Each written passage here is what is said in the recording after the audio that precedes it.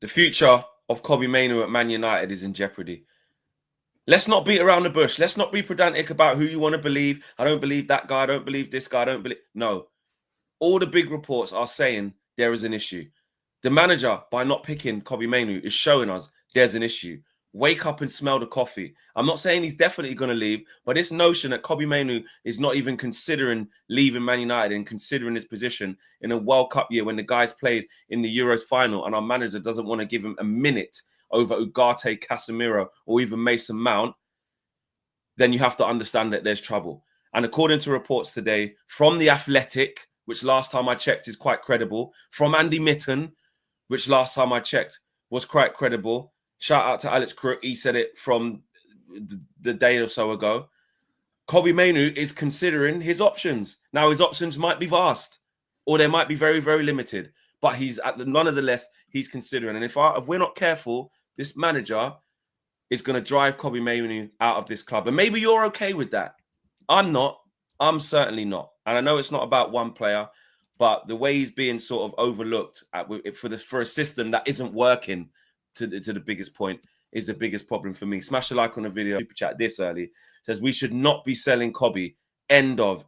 You line him up to replace Bruno in central midfield this season and allow Bruno to get his money in Saudi after the World Cup. Do you know what? Not a bad look. Not a bad look. Not a bad progression plan, succession plan. However, you have to understand that you're basically telling him just have a year out, like in your development. Just don't play. Like you won't go World Cup and that. Just don't play. Get it all next year, and that's a lot to tell a young player. Yeah, diarrhea settings online. A lot of poo-pooing of Alex Crooks and Ben Jacobs reporting. Going, they're just being taking advantage, being opportunistic of the speculation surrounding Kobbie. That's what it is, driving clicks. And look, sometimes that might be a part of it. That's sometimes what journalism is. But also, journalism sometimes can be finding truth in rumours. And it looks like, indeed, certainly, that this Kobbie Mainoo thing, this Kobbie Mainoo situation, there's real legs to it. So, of course, yesterday, Alex Crook and Ben Jacobs were first to report on TalkSport that Kobbie Mainoo was considering his option. And whilst it didn't look like he was going to leave in the final week of the transfer window, if a big offer came in, he would think about it because, as Flex mentioned, he's looking ahead going, I might not be playing that much this season if Ruben, stays around, which he might. So what do I do? Now, this morning, as part of the Athletics transfer deal sheet, of course, it's Tuesday, which means it's transfer deal sheet day. And they said, indeed, confirming the report, that Kobbie Mainoo is open to leaving Manchester United. Head coach Ruben Amorim seems to prefer other midfielders. Again, actions speak louder than words. And in the first two Premier League matches of this season against Arsenal and Fulham, 0 minutes for Kobbie. And the England international has entered still the final 24 months of his Old Trafford contract as well. Still, no new deal for Kobbie. And there have been a lot of reports about how much he wants, how much he doesn't want, etc. And the issue is where Kobbie goes, as there do not appear to be many options ahead of this market closing. So it's really actually interesting, the wording they're using there, Flex, about Kobbie, because they're effectively sort of saying there, well, this would... Look, he's open to leaving, and if there was a legitimate offer on the table, which as of right now there isn't, because it hasn't felt like he's been available for the last however many weeks and months of this transfer window, but if there was a legitimate offer on the table right now, then maybe there would actually be quite a lot of movement on this one, and it makes you wonder if this is Kobbie's camp kind of reaching out to the market, going sort of test the resolve, and just let's have a look. Because if the money's right, if a significant offer, if a significant offer came in for a permanent, like let's say someone bid 60 million for Kobbie Mainoo, like let's just say they did. Let's say Spurs said, I tell you, we keep losing out on all these targets. We got money. Like they just tried to put 70 million in for this other guy. We don't know who he is, from Como or whatever. But I'm just making hypotheticals. Let's say Spurs bid, 55 plus 5 or something. With what we're hearing, Man United, if the money's right, we will look at it. And if Kobbie Mainoo has an option to go play for, Thomas Frank or, like in an affluent team on the up. Listen, my worst nightmare, over my dead body kind of thing. Like, I'm not trying to see that.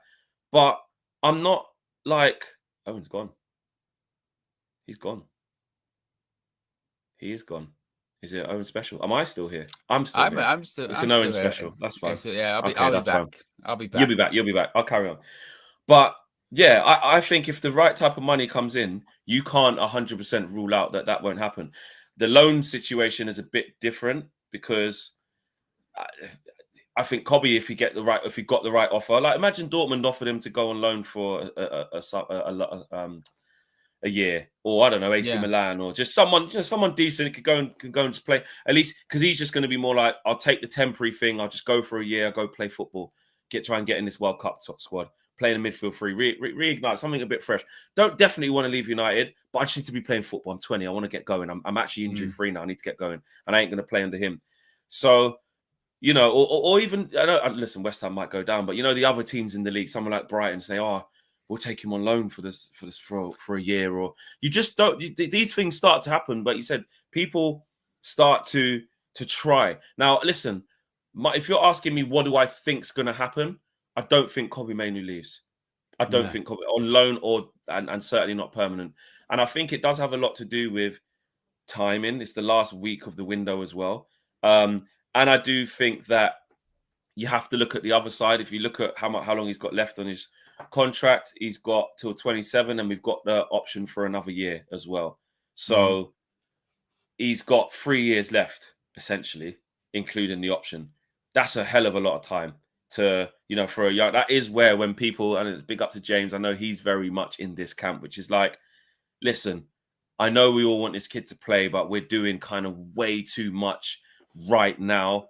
You know, there's 3 whole years left on this contract.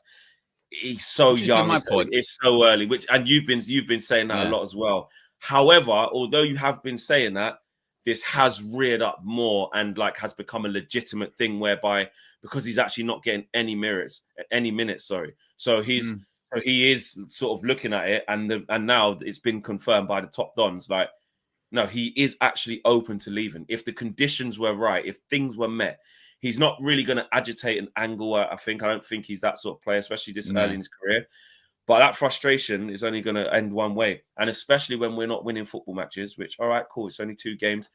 We'll see with Grimsby. And, you know, then what happens? He's out of match rhythm. But listen, he should be looking good against Grimsby and we should be completely comfortable in the game. But all of a sudden, bit of a stop-start. He doesn't look as amazing as he should. Then Amorim's like, you ain't starting against Burnley. It starts to get very, very messy. Then it starts to get like, I'm not even getting a run to even show myself. Yeah, it does feel like, it feels like there's something more there, doesn't it, at this point? You know, that's what I will say, because the first 2 games, the fact that he has got 0 minutes, you go, well, that does feel significant. And like you said, it's not like the way it happened as well. Yeah, it's not like there's a case of, there's a divine right in, Kobbie should be getting minutes every single football match and there shouldn't be a game where he doesn't come off the bench. Yeah, of course. But that first game against Arsenal, all right, yeah, maybe circumstances, you know, dictated, well, maybe not the best option to bring on, maybe, you know, depending on who you talk to.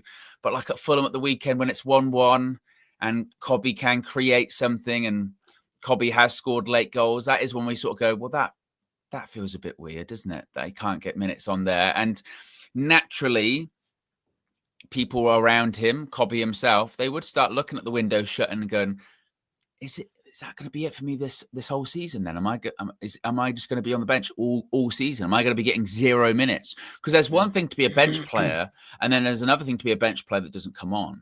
You know what I mean? You can be in a team that's got 1 game a week. Yeah, you can be a bench player and that, but you know, I'm getting on every game. I'm a sort of, I come on and then I've still got an opportunity to get into the team regularly if I come on and I do well. Exactly. If I'm a bench player that doesn't get on and I'm just sitting there just to basically make up the numbers, that would be alarming. Yeah. And I think it would only be natural with a week left or less than a week left of the window to be like, just, by the way, guys, can we just check to see what's just out there, just in case? Because I kind of need to know. And someone mentioned it yesterday. I forget who it was. It was someone writing an article. And they sort of said, well, Kobbie's kind of got 3 options, really. One option is everything stays as is. And like Ruben Amorim said, he's competing with Bruno Fernandes with the idea that, well, anyone in this team can compete with Bruno Fernandes, but nobody's going to play over him. No one's going to win that. The manager's already said that he's always going to play. So I'm competing with someone that's always going to play and is never going to come off as a sub. So I'm never going to get any minutes. The second option is he basically waits it out and goes, Ruben Amorim might not last, and the next guy comes in will favour me, and I'll get into the team that way. Or the third option, maybe there's four. The third option is I leave on a permanent and go, look, Ruben's sticking around for a long time, which means I'm not sticking around. I'm out of here. Or the fourth one is I go out on loan and I just sort of then come back and see where the lay of the land is. And it does feel like all of those options are equally on the table. Do you know what this looks like? This looks like the Ahmad Ten Hag situation where you got to outlast him. You got to outlast him. Where I think I remember reading or seeing, let me know if I've made this up, guys, but I seem to remember reports sort of suggesting that Ahmad was maybe looking at maybe leaving, etc. Yeah. And it was contract was coming up. That was it. Oh yeah, that was it. He needed a new deal. That was it. He weren't getting any minutes, and it was like, we know how much he loves this club. We was there on tour year before last when he spoke about signing that new deal. He wants to stay here forever. Loves Man United. But couldn't get a look in. Could not get a look in under Eric Ten Hag, and we literally was like, what is this manager doing? Remember Amari Forson starting against Fulham against him instead of him? Do you remember? You know, Mazraoui in the 10 in Portugal, or was it Fenerbahce? Fenerbahce, I think it was. You're actually going to have to leave for your own sake. Because if this manager stays, you are not getting a look in. And this is people may say that's extra. Oh, come on, you're doing too much. This is how I see it, because this isn't just 2 games. You have to go off what the manager told us about this player last season. What we have to stop doing is forgetting that last season is just not a thing, you know. I keep seeing this thing of oh, come on, it's only 2 games. You know, he just got his signings in. Spare me with that rubbish.